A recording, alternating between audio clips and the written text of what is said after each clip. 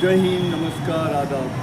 રક્ષક સેવા સમિતિના જે સેવકો છે, આજે એક પ્રોગ્રામ બહુ સર્કિટ હાઉસમાં રાખવામાં આવ્યું હતું અને એના માટે આપણે બધા આખા મિત્ર જે અમારા રક્ષક સેવા સમિતિ જે સેવા આપી રહ્યા છે અને એ બહુ સારી રીતે સેવા આપીને સમાજની સેવા, દેશની સેવા માટે એ લોકો બંધાયેલા છે અને એના માટે આપણે રક્ષક સેવા સમિતિના જે અમારા અમુક સાહેબ જે છે એમના સાથે આપણે વાતચીત કરીશું.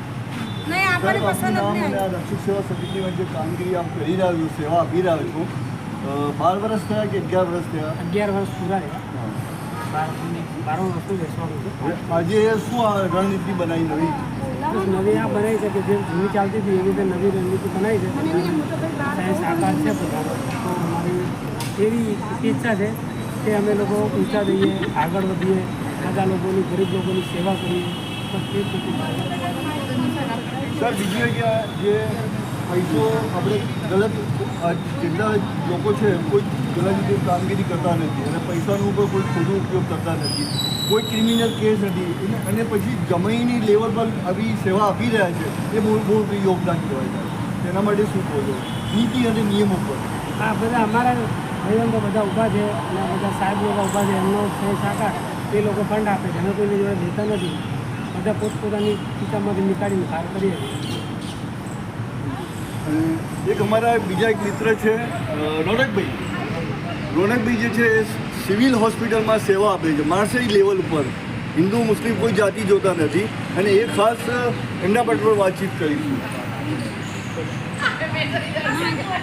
મારું તો એક જ કહેવું છે કે ભગવાને આપણને ધરતી પર જન્મ આપ્યો છે, આપણા માટે બી 10% બી થયા જેને આપણે નથી ઓળખતા ને એના માટે મારું માર્ગદર્શન એ સાથે કરી.